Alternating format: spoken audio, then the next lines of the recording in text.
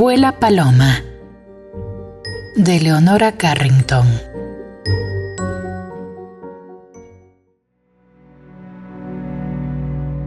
Alguien se acerca por el camino. Alguien que viene a verme. Alguien a quien no conozco, aunque solo pueda verlo de lejos. Me asomé por el balcón y vi que la figura aumentaba rápidamente de tamaño, ya que se aproximaba a gran velocidad.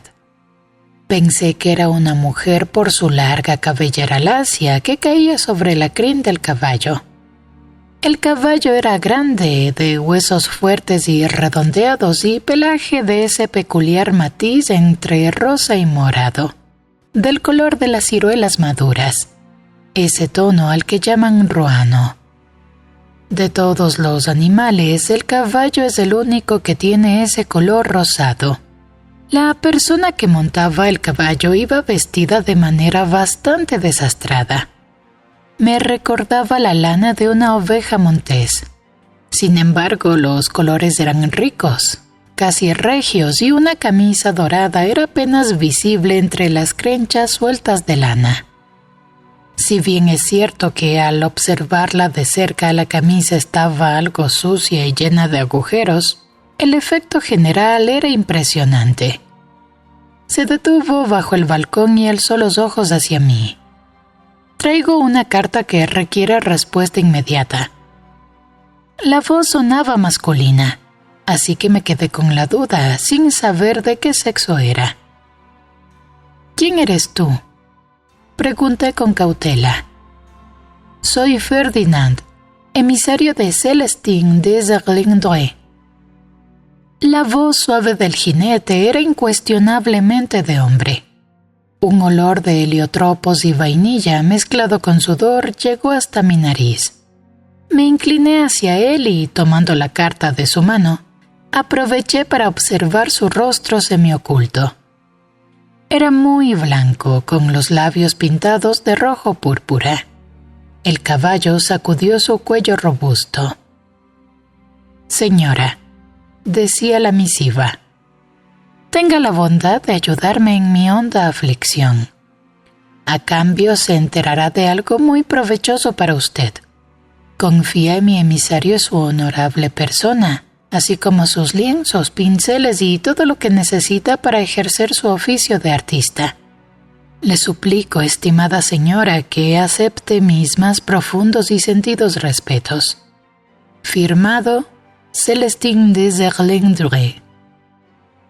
El papel de la carta tenía un fuerte aroma de heliotropo y estaba decorado con coronas doradas, atravesadas por plumas, espadas y ramas de olivo. Decidí ir con el mensajero, ya que la promesa de la carta me interesó mucho, aunque nunca antes había oído hablar de Célestine des Erlingdois. No tardé en hallarme sentada en la ancha grupa del caballo detrás de Ferdinand. Mi equipaje iba amarrado a la montura.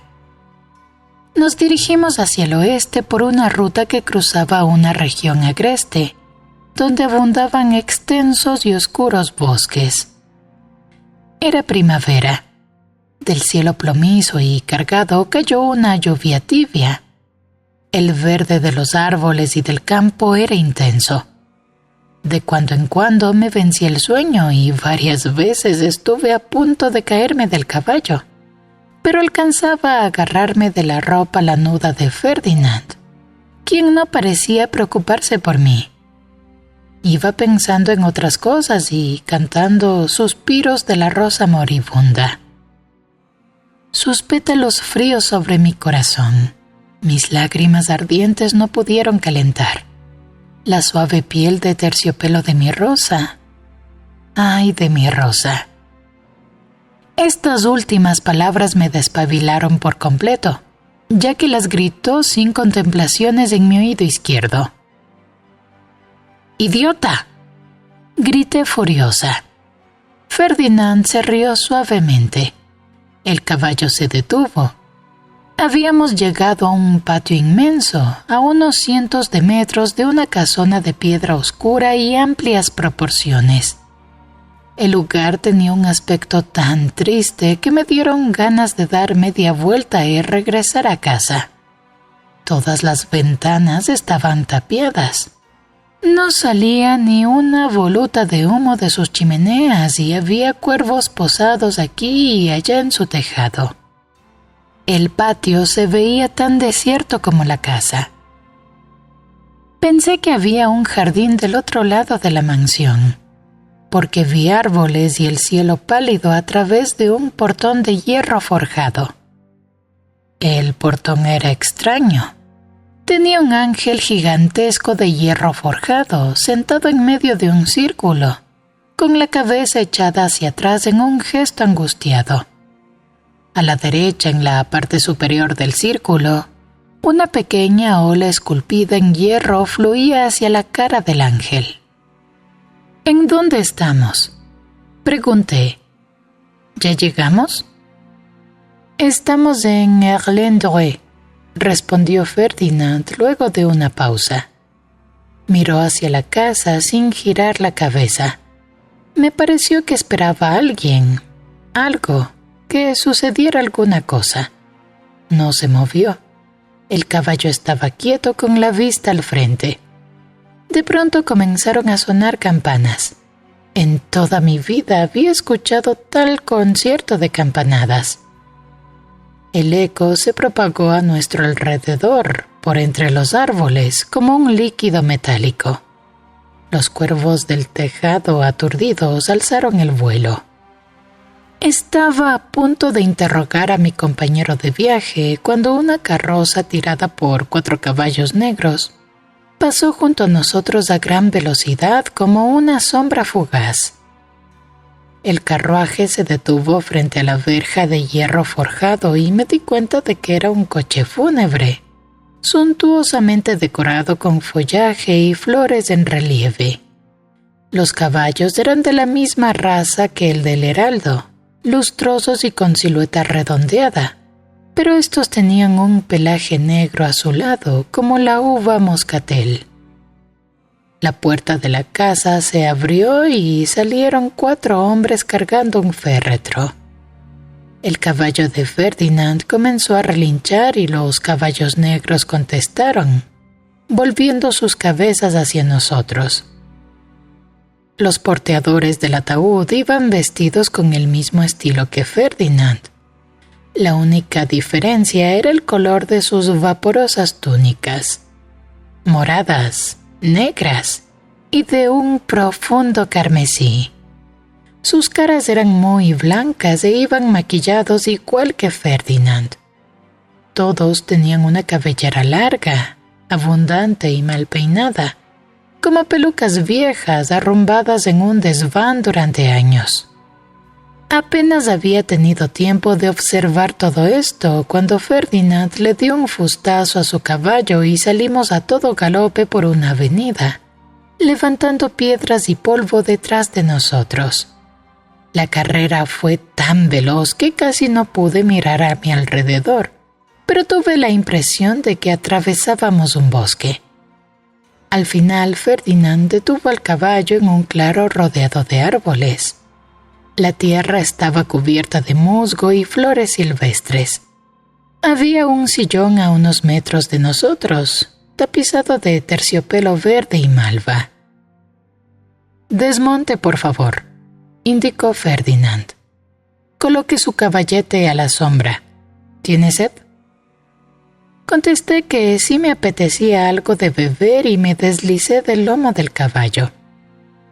Ferdinand me ofreció una cantimplora que contenía un líquido muy azucarado. «Están a punto de llegar», continuó mirando hacia la espesura del bosque. «Pronto se ocultará el sol. Ponga su caballete aquí, donde va a pintar el retrato». Mientras me dedicaba a instalarlo, Ferdinand le quitó la brida y la silla al caballo y se echó en la tierra, con el caballo junto a él. El cielo se volvió rojo, amarillo y malva. Luego la luz fue disminuyendo y comenzó a llover, con goterones que caían sobre mí y sobre el lienzo. «Ya llegaron». afirmó de pronto en voz alta. Pronto el claro se llenó de gente que llevaba velos y lucía más o menos como porteadores del féretro. Eran alrededor de 40 personas que formaron un amplio círculo en torno de mí y de la butaca. Hablaban entre sí en voz baja y de vez en cuando alguno de ellos lanzaba una carcajada estridente. Poco después se oyó una voz alta y clara detrás del círculo. «Así, Gustav. No, amigo mío, más a la izquierda». ¿Quién iba a pensar que fuera tan pesada? Susurró otra voz. Y eso que no estaba gorda.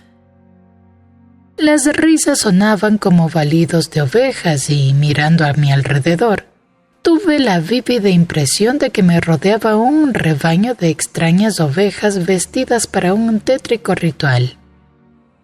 Parte del círculo se hizo a un lado, y los 4 hombres que ya había visto entraron de espaldas, transportando el ataúd. Un hombre alto y delgado lo siguió, hablando con voz alta y clara. «Pónganla junto al sillón. ¿Ya lo perfumaron?» «Sí, señor de Zerlendoré, siguiendo sus órdenes». Observé atentamente al caballero. No podía ver su cara, aunque sí distinguía una de sus blancas manos, haciendo ademanes como la trompa de un elefante. Llevaba una inmensa peluca negra, cuyos rizos tiesos caían hasta sus pies. ¿Ya llegó la pintora?» «Sí, señor, aquí está». «Eso veo. Ha sido muy amable, estimada señora, en honrarnos con su visita. Sea bienvenida». Se acercó a mí y apartó los mechones que ocultaban su cara. En efecto, era la de una oveja, pero cubierta de tersa piel blanca. Sus labios negros eran muy delgados y extrañamente móviles. Le estreché la mano con cierta repugnancia porque era demasiado suave. «Admiro mucho su trabajo», murmuró Monsieur de Zerlendoré. «¿Cree poder conseguir un parecido perfecto en su retrato?», dijo señalando el ataúd que ya estaba abierto. 2 hombres sacaron el cadáver de una joven. Era hermosa y tenía el cabello negro, sedoso y abundante, pero su piel ya estaba fosforescente, luminosa, levemente amoratada. Me llegó cierto olor desagradable. Al ver que arrugaba la nariz involuntariamente, en la cara de Monsieur de Zerlendoré se dibujó una encantadora sonrisa de disculpa. «Es tan difícil separarse de los restos de los seres amados, adorados», explicó. «Estaba seguro de que usted lo comprendería. Mi esposa murió hace un par de semanas y con este clima tan húmedo y pesado que hemos tenido». Concluyó la frase con un gesto de sus bellas manos. «En suma, mi estimada señora, le ruego que sea tolerante. Ahora me voy para que pueda concentrarse en su arte». Saqué los colores presionando los tubos de óleo en mi paleta y comencé a pintar el retrato de Madame de Zerlendoré. Los seres ovejunos que me rodeaban comenzaron el juego de volar palomas. «Vuela, paloma, vuela. Vuela, oveja, vuela. Vuela, ángel, vuela». El atardecer se había vuelto interminable. La noche, que había parecido inminente, no cayó, y la luz mortecina del claro me seguía bastando para pintar. No me di cuenta sino hasta más tarde que esa luz encerrada en el círculo de árboles provenía del cuerpo de Madame de Zerlendoré. El resto del bosque estaba en completa oscuridad. Estaba tan absorta en pintar que no me di cuenta de que llevaba un buen rato a solas con la muerta. Me sentí satisfecha con el retrato. Retrocedí unos pasos para ver la composición en su conjunto. La cara del lienzo era la mía. No daba crédito a mis ojos. Sin embargo, al comparar el modelo con el retrato, no había duda de su fidelidad. Mientras más miraba el cadáver, más sorprendente era el parecido con esos pálidos rasgos. Sin embargo, sobre el lienzo, el rostro era incuestionablemente el mío. El parecido es extraordinario. La felicito, estimada señora. La voz de Monsieur Deserlendroy me llegó sobre el hombro izquierdo. Son exactamente las 12 del día, pero en este bosque el sol no atraviesa la vegetación. Además, el arte es magia que disuelve las horas, de modo que un día parece un instante. ¿No es así, mi querida señora? ¿Cree poder terminar el retrato sin modelo? Como usted comprenderá, mi pobre esposa lleva muerta 3 semanas. Debe ansiar el bien merecido reposo. No es frecuente que alguien deba trabajar incluso 3 semanas después de su propio fallecimiento.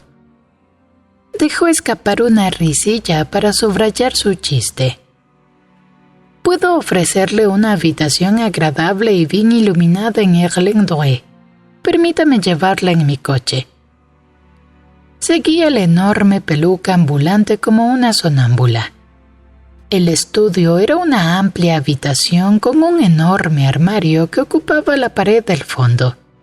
La habitación había sido lujosa alguna vez, pero las colgaduras de seda bordada estaban ahora desgarradas y llenas de polvo. Los muebles delicadamente tallados ya estaban rotos y la hoja de oro se había desconchado en varios sitios. Varios caballetes de gran tamaño, en forma de cisnes o sirenas, se alzaban aquí y allá como esqueletos de otros seres. Las arañas habían tejido sus telas entre ellos, dando al estudio un aspecto fosilizado.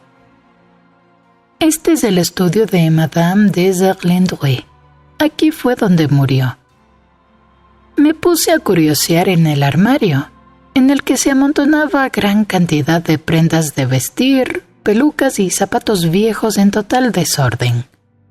Parecían elegantes disfraces y algunos me recordaron al circo. Seguramente jugaba a disfrazarse cuando estaba sola en su estudio. Se dice que le gustaba actuar. Entre mis interesantes descubrimientos no fue menor el de su diario encuadernado en terciopelo verde. Llevaba su nombre en la primera página, escrito con una letra cuidada, pero curiosamente infantil. Agathe Deserlendroy. Favor de respetar este libro. Su contenido está destinado únicamente a Eleonor. Y al pie su firma. Comencé a leer. Querida Eleonor, ¿cuánto vas a llorar cuando leas este cuaderno? He perfumado sus páginas con pachulí para que me recuerdes más. Nuestros recuerdos más intensos son de perfumes y olores. A pesar de todo, pensar en eso me alegra y me gustaría que lloraras mucho. Hoy es mi cumpleaños y, por supuesto, también el tuyo. Qué divertido que seamos de la misma edad. Me encantaría verte, pero ya que no es posible, te contaré todo en este diario. Todo. Dios mío, si Celestine pudiera oírme. El matrimonio, por supuesto, es algo espantoso, sobre todo el mío. Mi madre me escribió: estoy tejiendo algunas cositas para ti, o más bien para alguien muy cercano a ti, mi niña. Para una criaturita que seguramente no tardará en llegar. Ay, Eleonor, primero tendré un hijo de una de las sillas en mi estudio que de Celestine. Imagínate que en mi noche de bodas me acosté en la enorme cama con dosel y cortinas de color rosa ácido. Al cabo de más de media hora la puerta se abrió y vi una aparición. Un ser vestido con plumas blancas y alas de ángel. Me dije, seguramente me voy a morir porque aquí viene el ángel de la muerte. El ángel era Celestine. Se desvistió y tiró su traje emplumado al piso. Estaba desnudo. Si las plumas eran blancas, su piel lo era todavía más, de un blanco cegador. Creo que se lo había pintado con pigmentos fosforescentes porque brillaba como la luna. Llevaba medias azules con rayas rojas. ¿No te parezco hermoso?, preguntó. Dicen que lo soy. Yo estaba demasiado fascinada para contestar. Mi querida Ágata, continuó mirando su imagen en el espejo. Como ves, ya no estás entre campesinos. Aquí me llaman Madame. Volvió a ponerse sus plumas y alas. De repente sentí mucho frío y los dientes me castañeteaban. Y ahora pon atención, Eleonor. Mientras más miraba a Celestine, más ligero me parecía, ligero como una pluma. Empezó a caminar por la habitación de una manera extraña. Sus pies parecían rozar cada vez menos el suelo. Luego comenzó a deslizarse desde la puerta hacia el pasillo. Me levanté y fui corriendo hacia la puerta. Celestine se desvaneció en la oscuridad. Sus pies ya no tocaban el piso. Estoy absolutamente segura de lo que te cuento. Batía sus alas muy lentamente, pero... ya ves cómo arrancó mi matrimonio. No vi a Celestine durante una semana, ni a nadie más excepto a un viejo sirviente llamado Gastón que me traía de comer siempre cosas dulces. Me la pasaba en mi estudio donde he seguido viviendo desde entonces. Estoy tan triste, Eleonor, tan triste que mi cuerpo se ha vuelto transparente de tantas lágrimas que he derramado. ¿Es posible disolverse en agua sin dejar rastro? Estoy sola tanto tiempo que he desarrollado una especie de enamoramiento de mi imagen en el espejo. Pero, Eleonor, lo peor de todo es que últimamente me cuesta cada vez más verme en el espejo. Sí, es horrible, pero es verdad. Cuando me miro en el espejo, mi cara se me ve borrosa. Y estoy segura de que puedo ver los objetos que están detrás de mí a través de mi cuerpo. Ahora mismo estoy llorando tanto que no puedo ver la página en la que escribo. Cada día, Eleonor, me desvanezco un poco más, aunque nunca me ha gustado más ver mi rostro. Trato de pintar mi retrato para tenerme cerca un poco más, ¿entiendes? Pero no puedo. Me eludo. Y hay algo más. Los objetos a mi alrededor se están volviendo terriblemente claros y vívidos, mucho más vivos que yo. Comprenderás que esté asustada. Mira, las sillas en esta habitación son muy viejas, igual que los demás muebles. Pues la semana pasada vi un pequeño brote verde en una de estas viejas sillas, como los que aparecen en los árboles al llegar la primavera. Y ahora es horrible. El brote se ha convertido en una hoja, Eleonor. Unos días más tarde. El estudio está lleno de brotes. Todos los muebles tienen yemas verdes. Muchas sillas tienen ya hojas. Frágiles hojitas de un verde tierno. Es absurdo ver salir esas hojas verdes de unos muebles tan viejos y polvorientos. Vino Celestine. No se dio cuenta de nada, pero tomó mi cara entre sus manos tan suaves, demasiado suaves, y dijo: «Siempre serás una niña, Ágata. Mírame, soy un jovenzuelo, ¿no crees?». Luego se levantó y se echó a reír con una aguda carcajada. ¿Haces funciones teatrales para ti sola? Eso no es cierto, Eleonor. Solamente me pongo disfraces para hacerme más sólida, más sustancial, para no... ya sabes lo que iba a decir. Ágata, cuando eras pequeña, ¿alguna vez jugaste vuela paloma vuela? Celestine me hizo esa extraña pregunta mientras se miraba en el espejo. Le respondí que era un juego que me divertía mucho de niña. Para entonces la habitación se había llenado de extraños seres vestidos como ovejas, pero estaban desnudos, Eleanor. Sus ropas no eran más que lana.